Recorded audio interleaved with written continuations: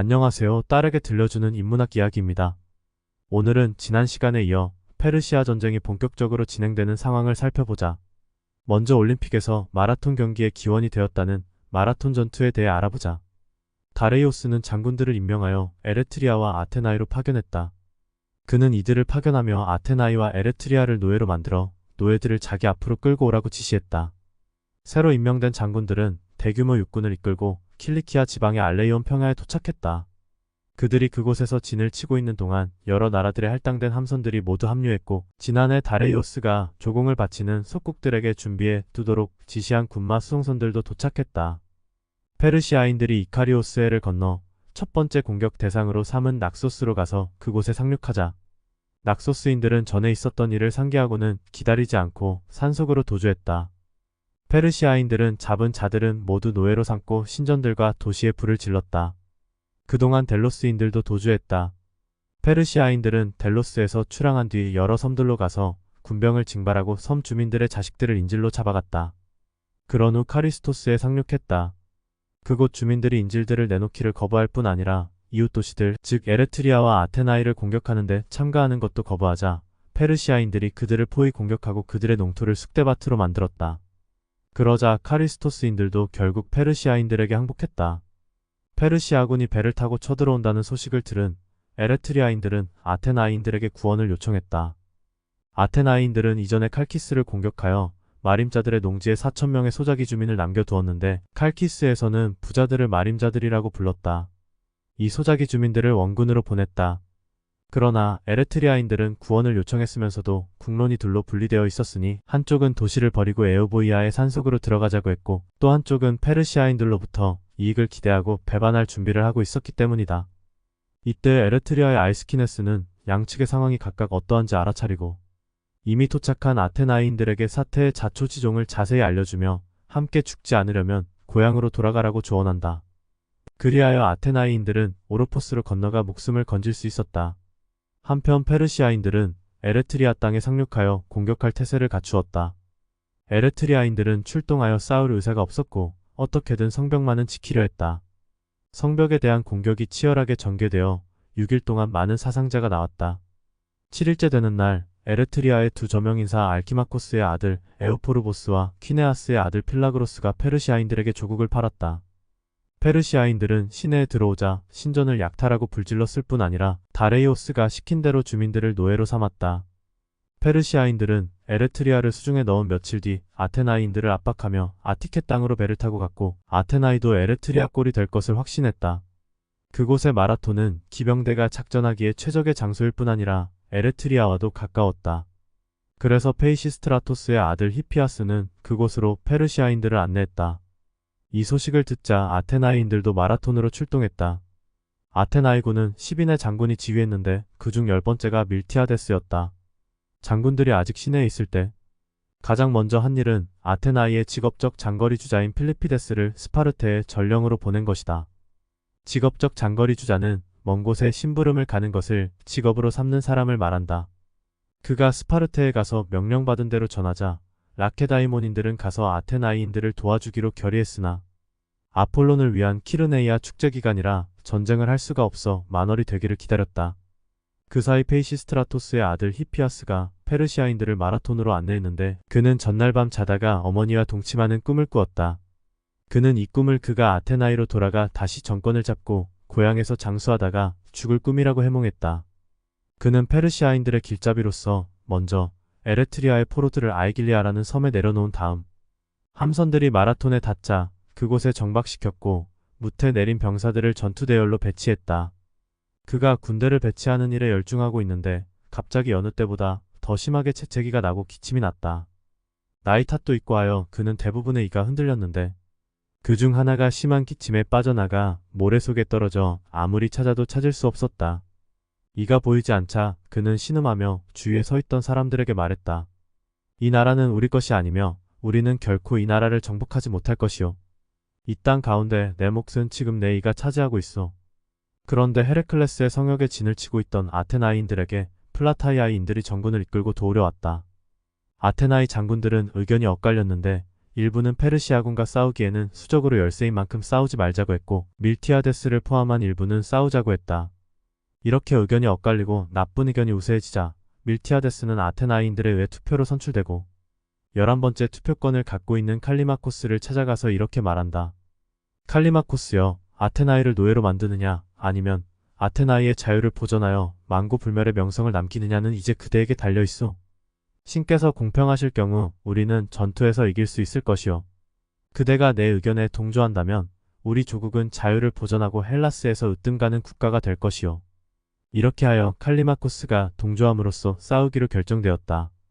장군들 중에 싸우자고 주장한 이들은 각자 지휘하기로 한 날의 지휘권을 밀티아데스에게 이양했다.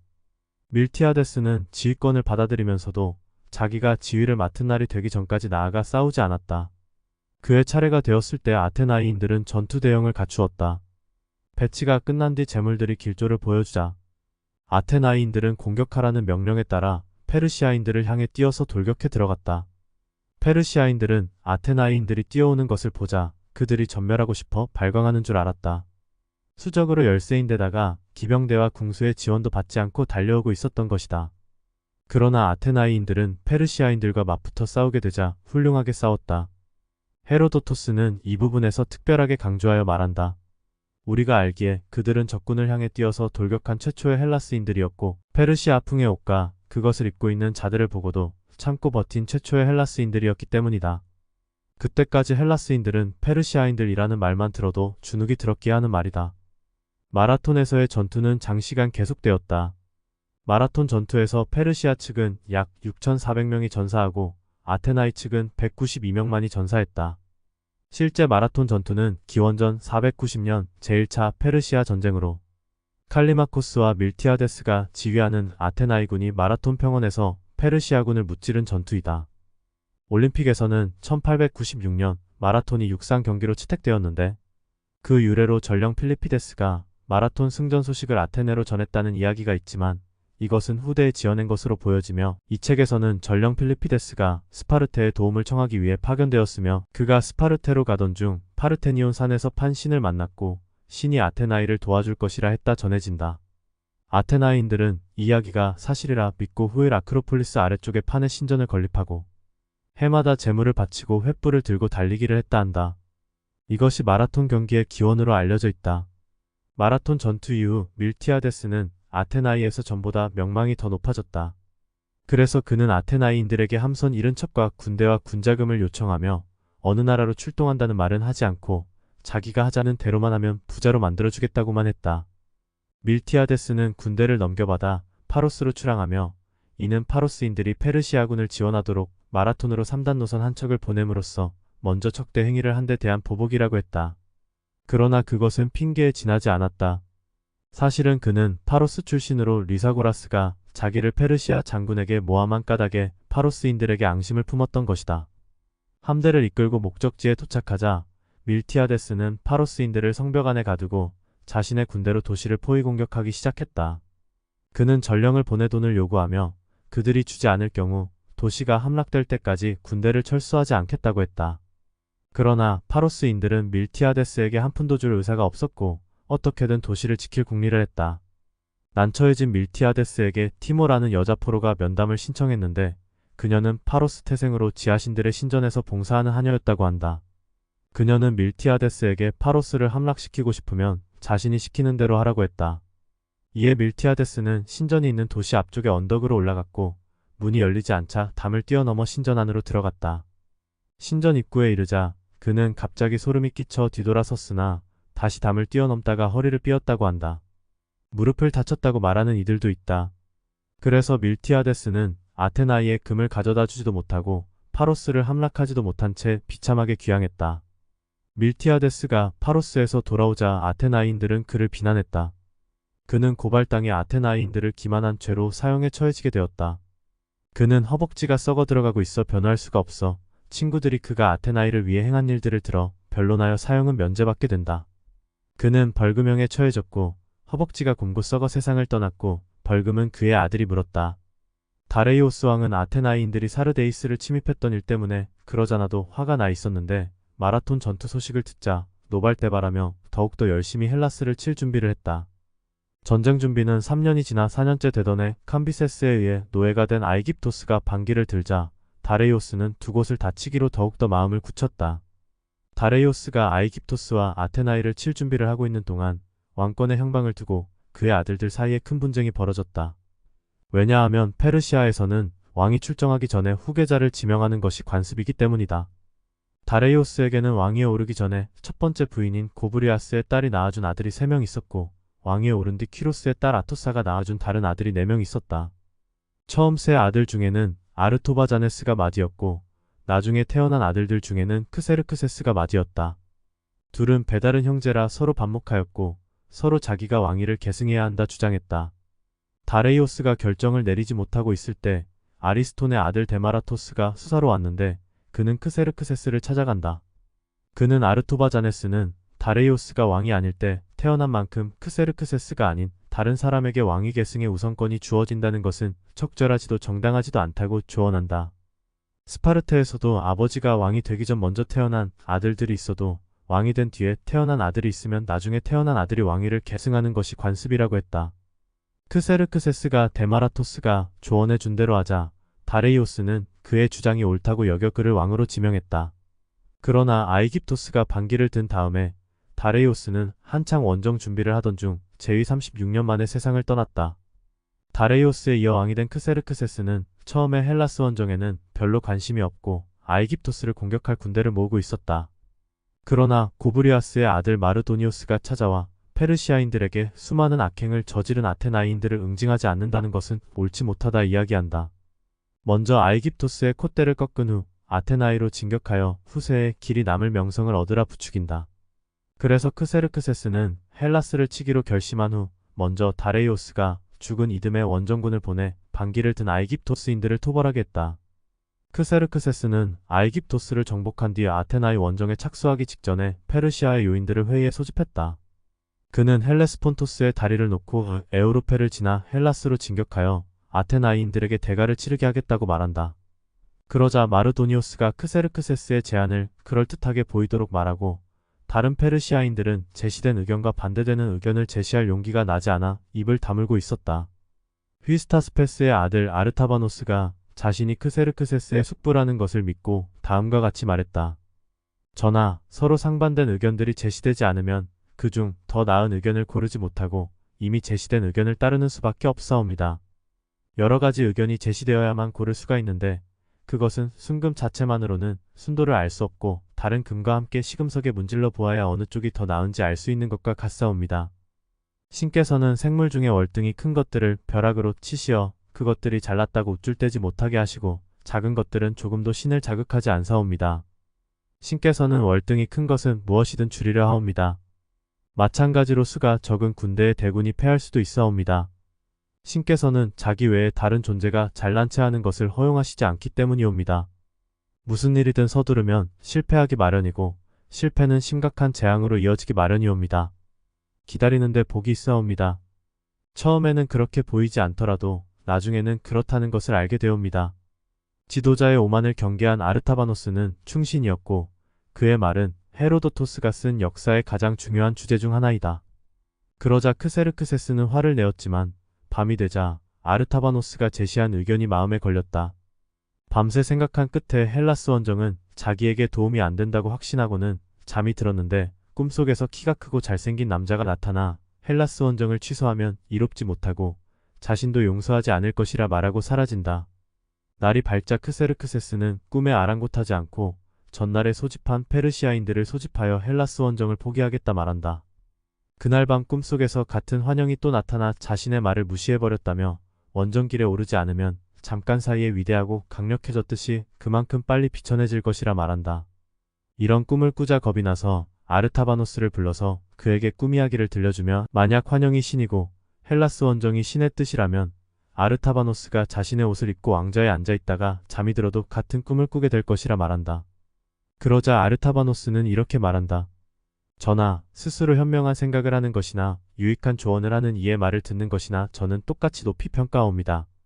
전하께서는 이 두 가지 자질을 다 갖추고 계시는데도 주위의 나쁜 무리들이 전하를 오도하고 있사옵니다. 바다는 사람들에게 더없이 유익한 존재지만 바람이 덮쳐 바다가 본성을 드러낼 수 없게 하는 것과도 같사옵니다. 제가 마음이 아팠던 것은 교만을 조장하는 의견과 가진 것보다 언제나 더 많은 것을 가지도록 마음을 길들이는 것이 얼마나 나쁜지 지적함으로써 교만을 억제하려는 두 가지 의견이 페르시아인들에게 제시되었을 때 전하께서 전하 자신뿐만 아니라 페르시아인들에게도 더 위험한 의견을 채택하셨다는 것이옵니다. 여기에서 어쩌면 이 책에서 가장 중요한 내용이 나온다. 교만을 조장하는 것과 가진 것보다 언제나 더 많은 것을 가지도록 마음을 길들이는 것이 결국 전쟁의 원인이 되었다. 헤로도토스는 말하고 있다. 아르타바노스는 왕의 옷을 입고 왕좌에 앉아있다 잠이 들자 크세르크세스에게 나타났던 환영이 꿈속에서 나타나 운명의 흐름을 바꾸려다가는 지금 당장이나 다가올 미래에 반드시 벌을 받게 될 것이라 말하며 발갛게 달군 무쇠로 두 눈을 치지려 했다.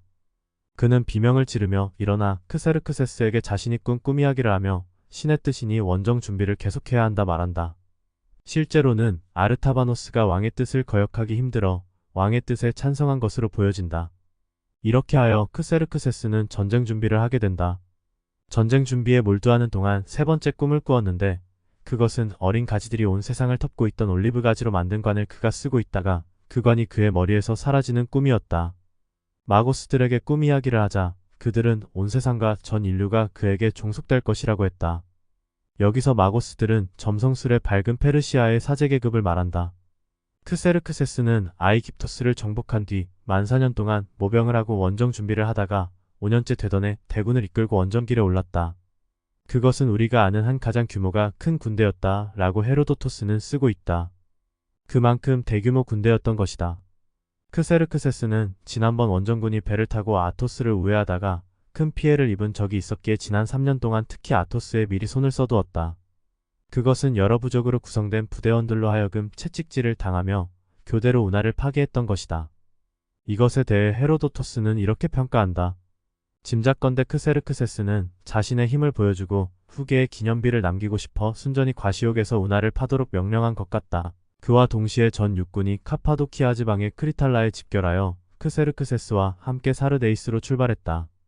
사르데이스에 도착한 크세르크세스는 먼저 헬라스로 전령들을 보내 흙과 물을 요구하고는 왕이 도착하면 환대할 준비를 해두라고 통고했다. 그런 다음 그는 아비도스로 진군할 준비를 하고 있었다. 한편 그의 부하들은 헬레스폰토스 해협에 아시아와 에우로페를 이어줄 다리를 놓고 있었다. 그런데 해협의 다리들이 놓였을 때 세찬 강풍이 일더니 다리를 덮쳐 산산이 부수어버렸다. 이 소식을 들은 크세르크세스는 노발대발하며 헬레스폰토스에게 매 300대를 치고 바닷물에 족쇄 한 쌍을 내리라고 명령했다.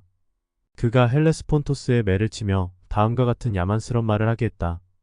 이씀무라, 내게 아무런 해코지를 하지 않으신 우리 주인께 내가 해코지를 한 죄로 우리 주인께서 내게 이런 벌을 내리시는 것이다. 크세르크세스 대왕께서는 내가 원하든 원치 않든 너를 건너가실 것이다.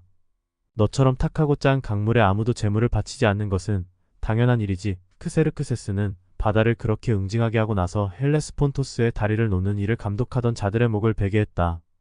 얼마나 오만한 왕인가. 크세르크세스는 바다에 채찍질을 할 정도로 오만하고 어리석은 왕이었다.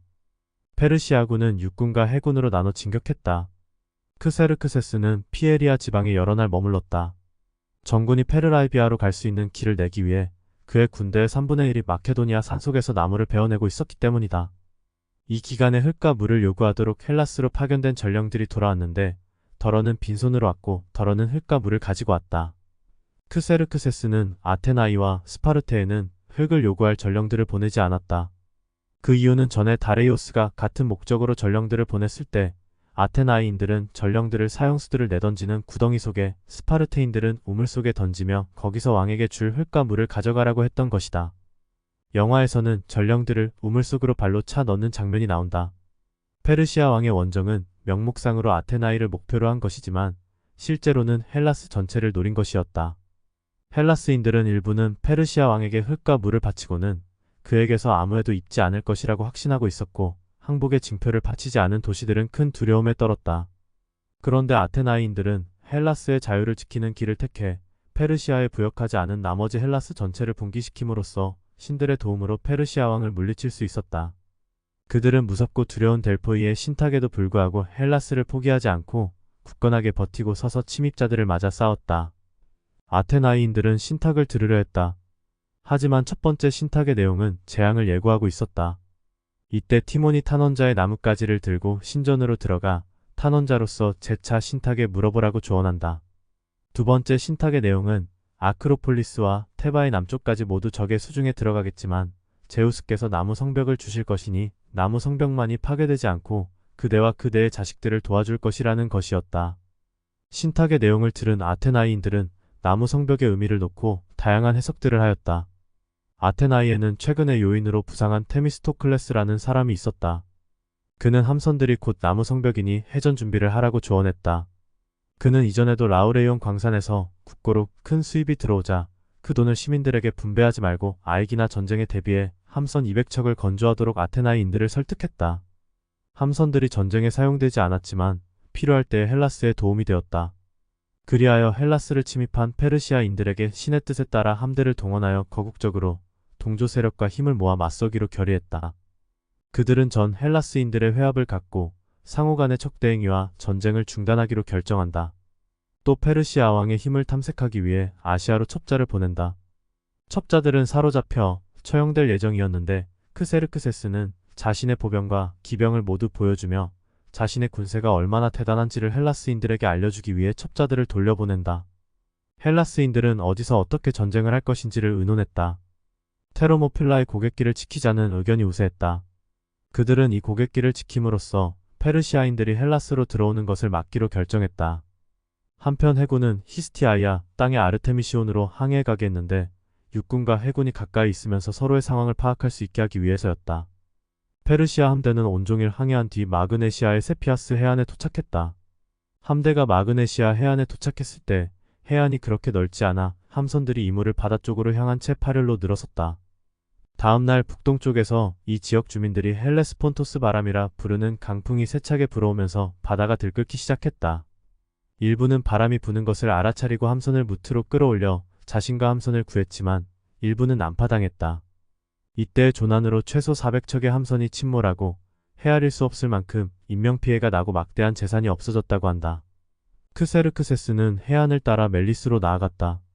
그리하여 크세르크세스 왕은 트라키스의 멜리스에 진을 치고 헬라스인들은 고갯길에 진을 쳤는데 이 고갯길을 대부분의 헬라스인들은 테르모필라이라고 부르지만 이 지역 주민들은 필라이라고 부른다. 테르모필라이에서 페르시아 왕을 기다리던 헬라스인들은 스파르테인 300명을 비롯하여 테게아와 마티네이아, 아르카디아인들과 코린토스인과 플레이오스 그리고 미케나이인들과 보이오티아, 테스페이아인들과 테바이인들이었다. 그 밖에 로크리스인들과 포키스인들이 있었다. 전체 인원은 4천여 명이었다. 로크리스인들과 포키스인들이 참여하게 된 이유는 헬라스인들이 사절을 보내 무엇보다도 헬라스를 공격하는 것이 신이 아니라 인간이기 때문이요. 태어날 때부터 자기 몫의 행운에 불행이 섞이지 않은 인간은 아무도 없었고 또 없을 것이요. 그리고 위대한 인간일수록 더 큰 불행을 당하는 법이요. 그러니 침략자도 인간인 만큼 그의 예상은 빗나가고 말 것이요. 이런 말로 그들을 설득했다 한다. 스파르테의 레오니다스는 2명의 형이 있어 애당초 왕이 될 생각은 하지 않았다. 그러나 클레오메네스가 아들 없이 죽고 도리에우스가 시켈리아에서 죽어 더 이상 살아있지 않자 왕위는 레오니다스에게 넘어갔다. 그는 자신에게 배정된 300명의 전사들을 스라의 아들이 있는 자들 중에서 선발의 테르모필라이로 향했다. 아들이 있는 자들을 선발했다는 것은 죽음을 각오했다는 뜻이다. 스파르테인들은 카르네이아 축제 때문에 선발대로 레오니스와 그의 군대를 먼저 보내고 축제가 끝나는 대로 수비대만 남기고 전군이 구원하러 갈 계획이었다. 하지만 테르모필라이 전투가 그렇게 빨리 끝나리라고는 꿈에도 생각지 못했다. 페르시아군이 고갯길로 접근해오자 테르모필라이의 헬라스인들은 겁에 질려 퇴각할 궁리를 했다. 대부분이 펠레폰네소스로 돌아가 이스트모스를 지키자는 생각을 하기 시작했으나 포키스인들과 로크리스인들이 격렬히 반대하자 레오니타스는 그곳에 머물대 주변 도시들의 사절을 보내 도움을 청하자고 했다. 이때 크세르크세스는 헬라스인들이 얼마나 되며 무엇을 하는지 탐색해 오라고 정찰병을 보냈다. 정찰병이 돌아와서는 라케다이몬인들이 더러는 옷을 벗고 훈련을 하고 더러는 머리를 빗고 있다고 보고한다. 크세르크세스는 정찰병의 보고를 들었으나 헬라스인들의 속셈을 알 수 없었으니 헬라스인들이 사생결단의 싸움을 위해 최선을 다해 준비한다는 것이 도무지 이해되지 않았다. 그는 원정에 동행한 데마라토스를 불러 헬라스인들이 무엇을 하는지 물어본다. 데마라토스는 라케다이몬인들이 목숨을 걸고 싸우러 갈 때에는 머리를 손질하는 버릇이 있다며 헬라스에서 가장 아름다운 왕국이요 가장 용감한 전사들이라 이야기한다. 크세르크세스는 헬라스인들이 도망치지 않고 버티고 있자 화가 나서 메디아인들과 키시아인을 보낸다. 메디아인들은 헬라스인들을 향해 돌격해 많은 전사자가 났음에도 계속 밀어붙였고 큰 피해를 입었지만 뒤로 물러서지 않았다. 그리하여 그의 군대에 사람은 많아도 남자는 적다는 것이 모든 사람들에게, 특히 왕 자신에게 분명해졌다. 메디아인들이 큰 피해를 입고 마침내 물러서자 왕이 불사부대라 부르는 페르시아인 부대가 대신 공격하기 시작했다.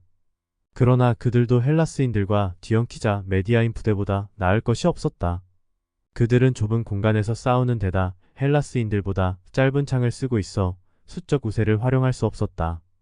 라케다이몬인들은 용감하게 싸웠고 자신들이 미숙한 전사들과 싸우는 노련한 전사임을 분명히 보여주었다. 페르시아인들은 부대별로 공격해도 그 밖에 온갖 작전을 써봐도 고갯길을 장악하려던 시도가 완전히 실패로 돌아가자 마침내 철수했다. 이렇게 전투가 벌어지고 있을 때 관전하던 페르시아 왕이 자신의 군대가 염려되어 앉았던 왕좌에서 3번이나 벌떡 일어섰다고 한다.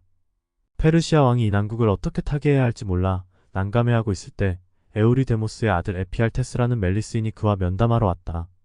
왕이 크게 포상하리라고 기대하고 그는 테르모필라이에 이르는 산속 오솔길을 알려주었는데 그렇게 함으로써 그는 그곳 고갯길을 지키고 있던 헬라스인들을 죽였다. 크세르크세스는 에피알테스의 제의를 흔쾌히 받아들여 당장 휘다르네스와 그의 군대를 파견했다. 제물로 바친 동물들의 내장을 살펴보고 나서 테르모필라의 고갯길에 주둔한 헬라스인들에게 날이 새자마자 죽음이 탁칠 것이라고 맨 먼저 예언한 것은 예언자 메기스티아스였다. 그리고 아직 캄캄한데도 몇몇 탈주병이 와서 페르시아인들이 그들을 포위하고 있다고 알려주었다. 그래서 헬라스인들은 회의를 열었는데 의견은 둘로 갈리었다. 일부는 진지를 떠나지 말자고 했고 일부는 그에 반대했다. 회의가 파하자 헬라스인들 중 일부는 제각기 고향 도시를 찾아 뿔뿔이 흩어졌고 일부는 레오니하스와 함께 그곳에서 버틸 채비를 했다. 일설에 따르면 레오니하스 자신이 이들 다른 도시들에서 온 헬라스인들을 살리기 위해 떠나보냈으나 지키라고 파견된 진지를 포기하는 것은 그 자신과 스파르테인들에게는 불명예라고 여겼다고 한다. 그는 그곳에서 버티면 큰 명성을 얻게 될 것이고 스파르테의 번영은 지속될 것이라고 느꼈던 것이다. 레오니다스는 예언자 메기스티아스를 그의 목숨을 살리기 위해 떠나보내려 했다. 하지만 그는 떠나지 않고 함께 종군한 자신의 하나뿐인 외아들만 떠나보냈다. 크세르크세스의 군사들이 진격해오자 자신들이 죽으러 간다는 것을 잘 알고 있던 레오니다스와 헬라스인들은 이번에는 저번보다 고갯길이 더 넓어지는 지점까지 전진해 나갔다. 헬라스인들은 자기들이 산을 우회해온 페르시아인들의 손에 죽게 될 것임을 알고 있었기에 자신들의 목숨 따위는 아랑곳하지 않고 필사적으로 페르시아인들과 싸웠다. 헬라스인들의 창은 이제 대부분 부러졌다.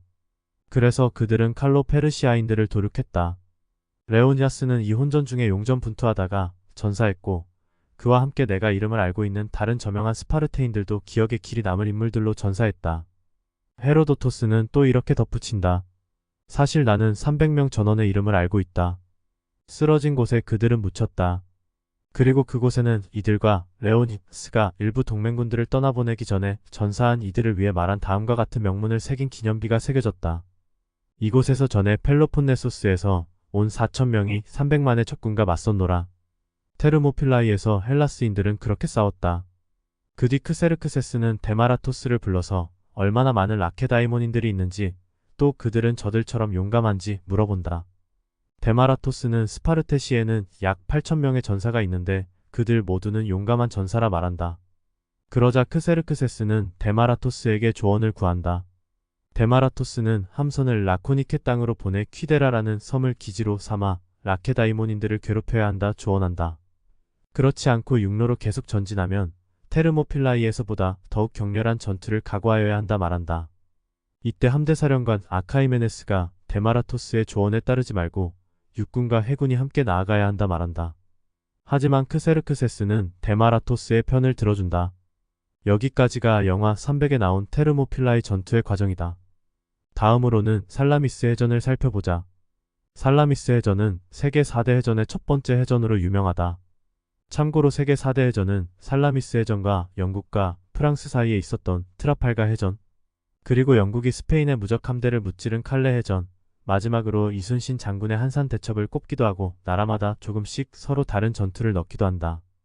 하지만 살라미스 해전과 칼레 해전은 거의 공통으로 포함되니 그 중요성과 의미를 짐작할 만하다.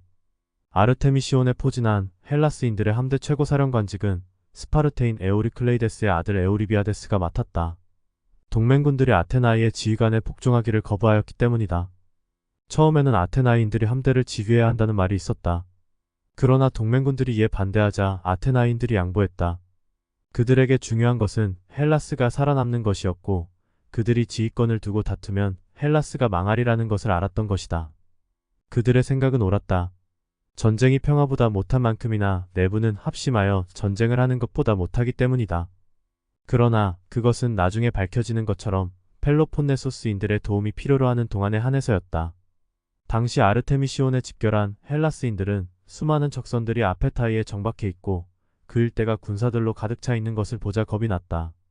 그래서 그들은 헬라스의 안쪽으로 더 들어갈 생각을 하기 시작했다. 그러나 에우보이아인들은 아이들과 하인들을 안전한 곳으로 옮길 때까지 잠시만 기다려달라고 에오리비아데스에게 간청했으나 그가 거절하자 아테나이 장군 테미스토클레스를 찾아가 헬라스인들의 함대가 그대로 머물러 에우보이아를 위해 싸운다는 조건으로 30달란톤의 뇌물을 주었다. 테미스토클레스는 받은 돈 가운데 5달란톤을 마치 자기 돈인 양 에오리비아데스에게 주고 동의를 얻었다. 남은 사람들 중에서는 코린토스의 장군 아데이만토스가 반대하며 자기는 아르테미시온에 머물지 않고 떠나겠다고 하자 3달란톤의 뇌물을 주었다. 그들은 뇌물을 받고 마음이 바뀌었고 에우보이아인들의 소원이 이루어졌다. 그러나 재미를 본 것은 테미스토클레스였다. 그가 나머지 돈을 착복했다는 것을 아는 사람은 아무도 없었고 돈을 분배받은 두 사람도 그 돈이 아테나이에서 온 줄 알았기 때문이다. 그리하여 헬라스인들은 에우보이아에 머물며 해전을 벌였다. 크세르크세스의 군사들과 장군들은 소수의 함선들이 다가오는 것을 보자 헬라스인들이 완전히 실성한 줄 알았다. 신호가 떨어지자 헬라스인들은 이물은 척선들로 향하고 고물은 중앙으로 모았고 두 번째 신호가 떨어지자 좁은 공간에 갇힌 채 정면에서 적을 공격해야 함에도 불구하고 공격을 개시했다. 이 전투에서 그들은 척선 30척을 납포했고 포로들 속에는 명망 높은 장군이었던 필라온도 포함되어 있었다. 해전의 승패가 아직 가려지지 않은 채 밤이 다가와 양군을 갈라놓자 헬라스인들은 아르테미시온으로 페르시아인들은 아페타이로 회항했는데 전투의 결과는 페르시아인들의 예상과는 사뭇 달랐다. 밤이 되자 아직 한여름인데도 밤새도록 억수같은 비가 쏟아지며 펠리온 산에서 천둥 소리가 요란하게 들려왔다. 이곳의 군사들은 이런 소음을 듣고 겁이 났고 재난이 거듭되더니 이제 죽는구나 싶었다. 그들은 해난사고와 펠리온 산 앞바다에서의 폭풍에서 채 숨을 돌리기도 전에 격렬한 해전을 벌여야 했다. 이곳의 페르시아인들에게 밤이 무서웠다면 에우보이아 섬을 우회하도록 파견된 페르시아인들에게 밤은 더 무서웠다. 그들은 코일라 앞바다를 항해하던 중 폭풍과 폭우를 만나 어디로 가는지도 모르고 떠밀려 다니다가 바위들에 자초했기 때문이다. 여기에 대해 헤로도토스는 이렇게 기술했다. 이 모든 것은 페르시아 군세가 헬라스인들의 군세보다 훨씬 더 많지 않고 대등하게 만드시려는 신의 뜻에서 비롯된 것이다. 그 후로도 며칠 동안 해전을 벌였지만 양측은 많은 함선과 인명피해를 남긴 채 헤어졌다. 헬라스인들이 아르테미시온에서 철수하자 페르시아인들은 헤스티아이아인들의 도시를 함락했고 해안마을을 모조리 유린했다. 크세르크세스는 테르모필라이에서 전사한 자신의 군사들의 시신을 대략 2만 명의 시신 중 1000명만 남기고 나머지는 모두 구덩이를 파고 묻되 구덩이들 위에 나뭇잎과 흙을 뿌려 함대에서 온 자들이 보지 못하게 하였다. 그리고는 모두 와서 전투의 결과를 구경하도록 하였다. 페르시아군의 시신 1000구는 들판에 흩어져 누워있고 척군 즉 헬라스군의 시신 4000구는 한 곳에 쌓여있는 시신 구경을 한 후 함대에서 온 자들은 함선으로 돌아가고 크세르크세스와 그의 군대는 진격을 계속했다. 헬라스인들의 함대는 아르테미시온을 떠난 뒤 아테나이인들의 요청에 따라 살라미스로 갔다. 헬라스인들의 다른 함선들은 살라미스로 향하고 아테나이인들은 자신들의 나라로 향했다. 그곳에 도착하자마자 아테나이인들은 저마다 자식들과 하인들을 최선을 다해 안전한 곳으로 옮기라고 전령을 시켜 통고했다. 그러자 대부분은 가족들을 트로이젠으로 보냈으나 덜어는 아이기나로 덜어는 살라미스로 보냈다. 피난은 신속하게 이루어졌다. 여러 도시에서 파견된 장군들이 살라미스에 모여 헬라스인들이 장악한 지역 중 어느 곳이 해전에 가장 적합한지에 대해 회의를 열었다. 이때 한 아테나인이 와서 페르시아군이 이미 아티케에 도착하여 아티케 전역에 불을 지르고 있다는 소식을 전했다. 아테나이의 아크로폴리스가 함락되었다는 소식이 전해지자 살라미스에 있던 헬라스인들은 공황 상태에 빠졌고 몇몇 장군들은 작전 계획의 최종 결정을 기다리지도 않고 함선을 타고 철수하려고 돛을 올렸다. 남아있던 장군들은 이스트모스 앞에서 해전을 벌이기로 결정했다. 테미스토클레스가 자기 함선으로 돌아오자 무네시필로스라는 아테나이인이 장군들이 어떤 결정을 내렸는지 그에게 물었다. 함대를 이스트모스 쪽으로 끌고 가 펠로폰네소스 앞에서 해전을 벌이기로 결정되었다고 테미스토클레스가 말하자 그는 함대가 일단 살라미스를 떠나면 해전을 벌여 지켜야 할 조국이 하나도 남지 않게 될 것이라며 이곳 살라미스에서 해전을 벌이도록 에우리비아데스의 마음을 바꾸도록 설득하라고 테미스토클레스에게 말한다. 테미스토클레스는 이 제안에 마음이 크게 움직여 에우리비아데스와 면담하여 무네시필로스가 한 말을 마치 자기 의견이냥 되풀이하여 거기에 살을 붙였다. 에우리비아데스는 그의 간절한 호소에 마침내 마음이 움직여 배에서 내려 장군들의 회의를 소집했다. 장군들이 다 모이자 테미스토클레스는 사태가 다급한 만큼 열변을 토했다.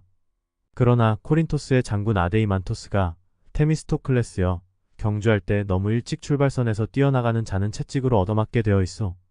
라며 그의 말을 막았다. 그러자 테미스토클레스는 경주에서 처지는 자는 월계관을 쓰지 못하는 법이요. 라고 응수했다. 그러며 그에게 살라미스에서 싸워야 하는 이유를 설명한다. 그 이유는 첫째 소수의 함선으로 많은 척선들과 좁은 곳에서 싸우게 되니 우리가 대승할 것이며 둘째 살라미스에 피난시켜 놓은 처자식들이 살아날 수 있게 되며 이곳에서 해전을 벌이면 펠로폰네소스를 효과적으로 방어하게 될 것이며 척군을 펠로폰네소스로 끌어들이지 않게 될 것이기 때문이라 설명한다. 또한 에우리비아데스에게는 그대가 이곳에 머물러 남아가 되어준다면 일이 잘 풀릴 것이나 그렇지 않으면 그대는 헬라스를 완전히 망하게 할 것이오 라며 자신의 권유대로 하지 않으면 자신들은 이탈리아로 갈 것이라고 말한다. 그래서 결국 아테나인인들이 모두 떠날까봐 에우리비아데스는 살라미스에 머물러 바다에서 결전을 벌이자는 의견을 채택한다. 페르시아 아군들이 모두 아테나이 땅에 도착하고 함대도 팔레론에 입항했을 때 크세르크세스는 직접 함선들이 있는 곳으로 갔다. 그리고는 여러 부족의 왕들과 함장들에게 마르도니오스를 보내 그들 한 사람 한 사람을 떠보려고 자기가 해전을 해야 하는지 말아야 하는지 차례차례 묻게 했다. 이때 아르테미시아는 다음과 같이 말했다. 아르테미시아는 300의 후속편으로 나온 300제국의 부활이라는 영화에서는 지독한 역으로 나오지만 실제로는 페르시아의 태수로서 대단히 지혜로운 장수였다 한다. 전하께서 굳이 해전을 하셔야 할 이유가 도대체 어디 있나이까? 이번 원정의 목표였던 아테나이는 전하의 수중에 있으며 나머지 헬라스도 전하의 것이 아니옵니까? 전하의 길을 가로막을 자는 이제 아무도 없나이다. 전하께서 해전에 응하시지 않고 함대를 해안 가까이 붙들어 두시며 아티케에 머무시거나 펠로폰네소스로 진격하시면 만사가 절로 전하의 뜻대로 될 것이옵니다. 헬라스인들은 장기간 전하에 맞설 수 없는 만큼 뿔뿔이 흩어져 제각기 고향 도시로 도망칠 것이옵니다. 실제로 이렇게 진행되었다면 페르시아는 그리스를 완전히 점령하였을 것이다. 그녀의 판단은 정확하였으나 크세르크세스는 그녀의 말을 따르지는 않는다. 그녀는 더 중요한 말을 남기는데 전하께서는 이 점을 명심하소서. 좋은 주인의 종은 나쁘고 나쁜 주인의 종은 되게 좋은 법입니다. 전하께서는 세상에서 가장 훌륭한 주인이시지만 전하의 동맹군으로 자처하는 자들은 나쁜 자들이옵니다. 정말 폐부를 찌르는 말임에 틀림없다. 실제로 여기서 나쁜 주인이라는 뜻은 카리스마 있는 터프한 주인이라고 읽는 것이 나을 듯하다. 오늘날에 비추어 본다면 주인의 개념보다는 리더나 회사의 경영자 정도로 바꿔서 읽어보면 이 말에 숨겨진 깊은 뜻을 더 잘 음미할 수 있을 것이다. 아르테미시아가 이렇게 말하자 크세르크세스는 그녀의 의견이 마음에 들어 전에도 그녀를 현명하다고 여겼지만 이제는 그녀를 더욱더 존중했다. 그럼에도 그는 다수의 의견에 따르라고 명령했다. 그리하여 출항하라는 명령이 떨어지자 그들은 함선들을 살라미스로 이동시켜 시간을 갖고 느긋하게 부대별로 나누어 전투 대형을 갖추었다. 한편 그날 밤 페르시아 육군은 펠로폰네소스로 진격했다. 펠로폰네소스인들은 레오니스와 그의 부대가 테르모필라이에서 전사했다는 소식을 듣자마자 그들의 도시에서 달려와 이스트모스에 진을 쳤다. 그들은 이스트모스를 가로질러 방벽을 쌓았다. 그들은 함대에 큰 기대를 걸지 않고 방벽을 쌓는 일에 전념했다. 살라미스의 펠로폰네소스인들은 두려움에 휩싸였는데 자신들보다 펠로폰네소스가 더 염려되었다. 그들은 에우리비아데스가 어리석다고 수군거렸고 결국에는 불만이 공공연히 폭발했다. 그들은 차라리 펠로폰네소스로 가서 그곳을 위해 목숨 걸고 싸워야 한다고 주장했다. 테미스토클레스는 자신의 주장이 펠로폰네소스인들의 주장에 밀릴 것 같은 느낌이 들자 몰래 회의장을 빠져나와 페르시아인들의 군영으로 밀사를 보냈다. 밀사는 페르시아 장군에게 헬라스인들은 겁에 질려 도망칠 궁리만 하고 있으며 서로 분열되어 대항하지 못할 것이니 그들이 도망치도록 수수방관하지만 않는다면 가장 빛나는 승리를 거두게 될 것이라고 전한다. 페르시아 장군들은 그 말이 사실인 줄 알고 헬라스인들이 도주하는 것을 막기 위해 해협 전체를 봉쇄한다. 살라미스의 헬라스 장군들은 자신들이 페르시아 함대에 포위된 줄도 모르고 논쟁을 벌였다. 그때 아리스테이데스라는 사람이 아이기나에서 살라미스로 건너왔다. 그는 아테나인으로 민중에 의해 토편 추방되었다. 그는 테미스토클레스를 따로 만났는데 그의 친구가 아니라 최대의 정적이었다. 그는 테미스토클레스에게 적에게 완전히 포위되었다고 알려준다. 그러자 테미스토클레스는 자신이 사주한 일이었다 말하며 그에게 직접 장군들에게 상황 설명을 해달라 말한다. 아리스테이데스는 안으로 들어가 자기가 아이기나에서 오는 길에 헬라스 함대가 크세르크세스의 함선들로 완전히 포위되어 있으니 적군을 물리칠 준비를 하라고 조언했다. 장군들이 그의 보고를 완전히 믿지 못하고 갑론을 박하고 있을 때 소시메네스의 아들 파나이티오스가 지휘하는 테노스인들의 3단 노선 한 척이 탈주해 와서 진상을 낱낱이 전했다. 헬라스인들은 이제야 보고를 사실이라 믿고 전투 준비에 들어갔다. 테미스토클레스는 이때 어느 누구보다도 훌륭한 연설을 했는데 그는 시종일관 인간 본성과 기질의 좋은 면과 나쁜 면을 대비시키며 그들에게 좋은 면을 선택하라고 권하고 나서 승선하라는 명령으로 연설을 끝냈다. 그들이 승선하자마자 아이아코스 자손들을 모셔오도록 파견되었던 3단 노선이 아이기나에서 도착했다. 그러자 헬라스인들의 전 함선이 발진했고 그러자 페르시아인들이 즉시 그들을 공격했다. 이렇게 살라미스 해전은 시작되었다. 대부분의 페르시아 함선들은 살라미스에서 아테나인들이나 아이기나인들에 의해 파괴되었는데 헬라스인들은 질서정연하게 대열을 유지하며 해전을 벌였는데 페르시아인들은 대열이 무너진 채 어느새 작전 계획도 없이 싸웠으니 당연한 결과였다. 헤로도토스는 또 이렇게 덧붙였다. 나는 페르시아인들이나 헬라스인들 개개인이 어떻게 싸웠는지 확실히 말할 수 없다. 다만 이날 보여준 아르테미시아의 태도는 그녀에 대한 왕의 총애를 깊어지게 했다. 페르시아 왕의 함대가 일대 혼란에 빠졌을 때 그녀의 함선은 한 아티케 함선의 추격을 받았다. 앞에 우군의 함선이 가로막고 있어 도주가 불가능하자 그녀는 우군의 함선을 들이받았다. 그 함선이 격침되자 뒤쫓던 아티케 함선의 함장은 그녀의 함선이 헬라스 함선이거나 아니면 자기 편의 페르시아 탈주선인 줄 알고 다른 함선을 공격하기 위해 뱃머리를 돌렸다. 그녀는 왕에게 이롭지 못한 행위를 했는데도 크세르크세스에게 더욱더 신임을 받게 되었다. 왕의 측근 중 한 명이 아르테미시아가 선전하며 적선을 침몰시키고 있다고 왕에게 말했다. 그들은 그녀가 파괴한 함선이 적선인 줄로 알았다. 다행히도 그녀에 의해 파괴된 함선에서 살아남아 그녀를 고발한 사람이 한 사람도 없었다. 이 이야기를 들은 왕은 우리 군대에서는 남자들은 여자가 되고 여자들이 남자가 되었구려라고 말했단다. 함선이 파괴되었을 때 헬라스인들은 헤엄칠 줄 알아 사상자가 많지 않았지만 페르시아인들은 대부분 헤엄을 칠 줄 몰라 바닷물에 빠져 죽었다. 전쟁이 끝난 후 크세르크세스는 헬라스인들이 어떤 이오니아인의 사주를 받거나 스스로 생각해내어 헬레스폰토스로 가서 다리를 해체하지 않을까 겁이나 퇴각할 계획을 세웠다. 그는 자신의 계획이 헬라스인들에게도 아군에게도 노출되는 것을 꺼려 전쟁 준비를 하는 것처럼 했다. 크세르크세스는 이렇게 하는 한편 페르시아로 사자를 보내 패전 소식을 전하게 했다. 여기에 헤로도토스가 극찬한 페르시아의 장점이 있다. 필멸의 존재 가운데 이들 페르시아의 사자들보다 더 빨리 달리는 것은 없는데 이것은 페르시아인들이 독자적으로 생각해낸 것이다.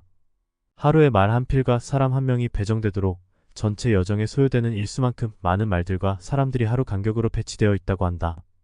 첫 번째 주자가 전달 사항을 두 번째 주자에게 인계하면 두 번째 주자는 세 번째 주자에게 인계한다. 이 말달리기를 페르시아인들은 앙까레이온이라고 부른다. 카르도니오스는 크세르크세스가 해전의 결과에 몹시 상심해 있는 것을 보고 아테나이에서 도주할 계획을 세우는 것은 아닌지 의심했다. 그래서 헬라스를 원정하도록 자신이 왕을 설득한 만큼 처벌받지 않을까 염려되어 이번 기회에 헬라스를 정복하든지 아니면 큰일을 위해 명예롭게 생을 마감하는 모험을 시도하는 쪽이 더 좋겠다고 생각했다. 그래서 크세르크세스에게 군대의 대부분을 이끌고 귀국하되 자신에게 30만 정병을 뽑게 해준다면 헬라스를 노예로 만들어 바치겠다 말한다. 크세르크세스는 이 제안이 마음에 들었다. 그가 아르테미시아를 불러 이 이야기를 들려주자 아르테미시아는 크세르크세스에게 마르도니오스가 원하는 병력과 함께 이곳에 남게 하는 것이 상책이라 조언한다. 그러며 이렇게 덧붙인다.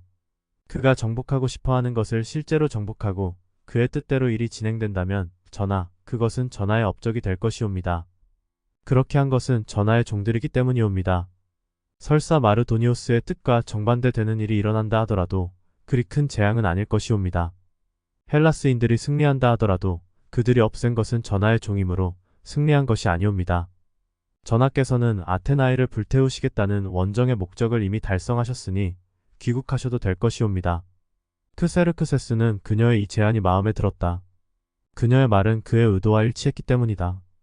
헬라스인들은 적의 함대가 떠났음을 알게 되자 추격에 나서기로 했다. 테미스토클레스는 선교들을 파괴하기 위해 곧장 헬레스폰토스로 항해해야 한다는 의견을 제시한다. 에우리비아데스는 반대로 선교를 해체하는 것은 헬라스인들에게 최대의 재앙이 될 것이라는 의견을 제시한다.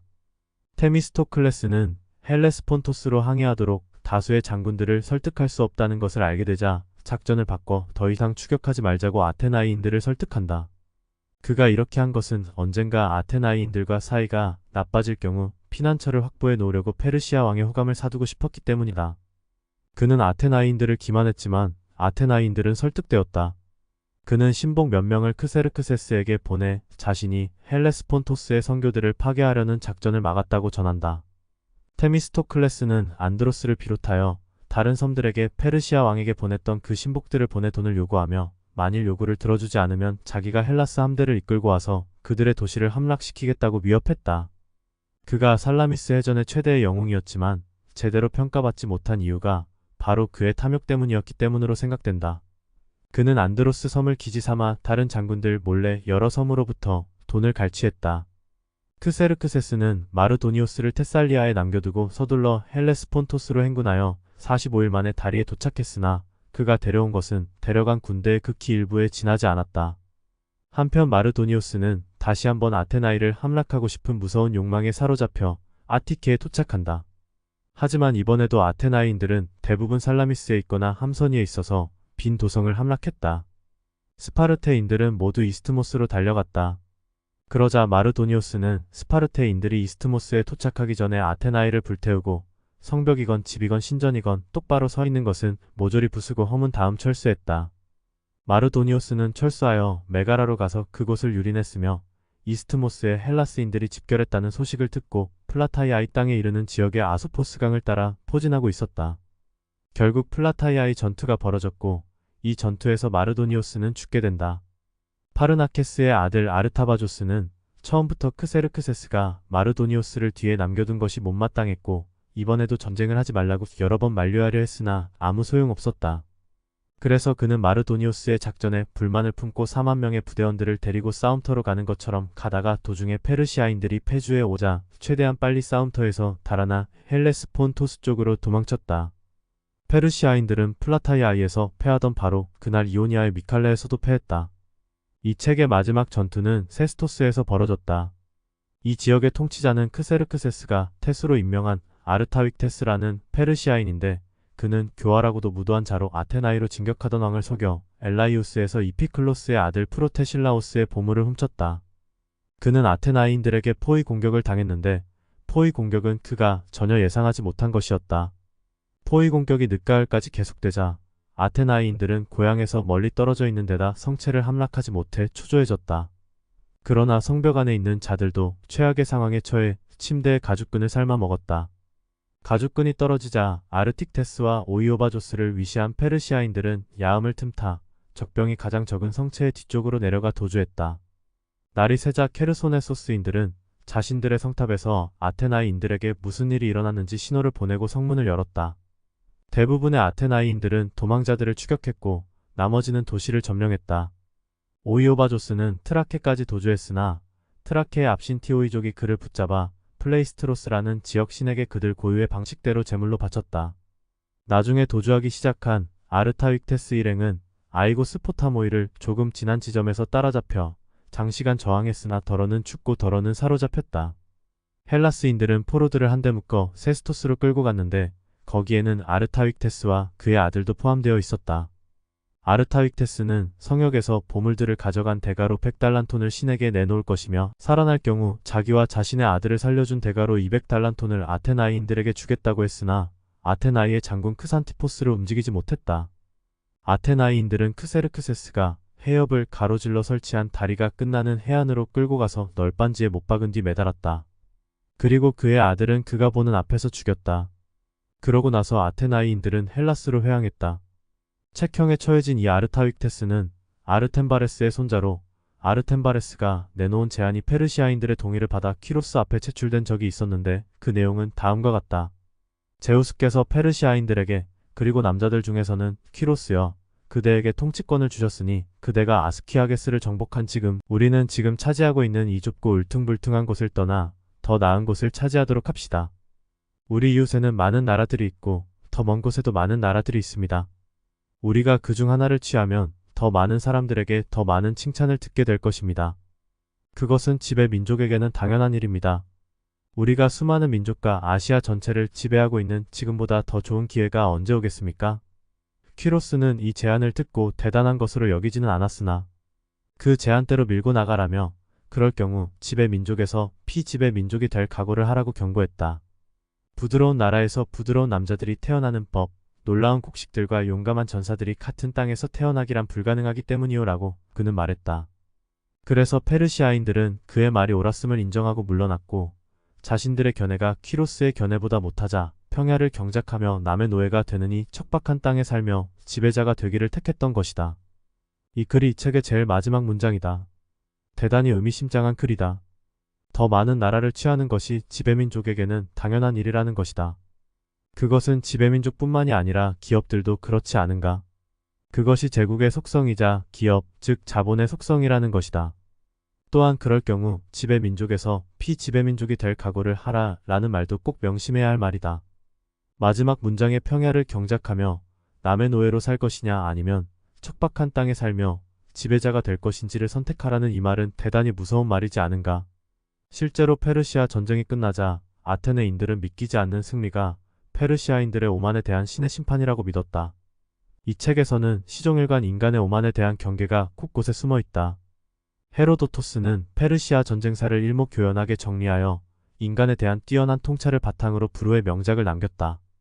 그의 책을 통해 우리는 사회의 깊이를 넓혀 나갈 수 있으니 이 또한 행복한 일이다. 책의 내용을 한마디로 요약하는 것은 무리가 있지만 그래도 핵심적인 내용을 짐작해보자. 이 책의 제일 앞부분에 행복에 대한 이야기가 나온다.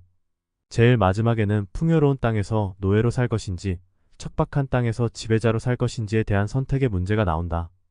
이 두 가지의 이야기가 이 책의 가장 핵심적인 주제로 보여진다. 그가 이렇게 길고 긴 책을 통해서 이야기하고 싶은 것은 돈이나 권력을 추구하지 말고 행복을 추구하는 삶을 살아야 한다는 것으로 보여진다. 헤로도토스는 행복이란 돈이나 권력이 아니라 탁월함을 추구하는 삶을 통해 이루어진다고 생각했다. 헤로도토스가 시대를 넘어 우리에게 던지는 질문으로 오늘 이야기를 마치도록 하자. 평야를 경작하며 남의 노예로 살 것이냐 아니면 척박한 땅에 살며 지배자가 될 것이냐 들어주셔서 감사합니다.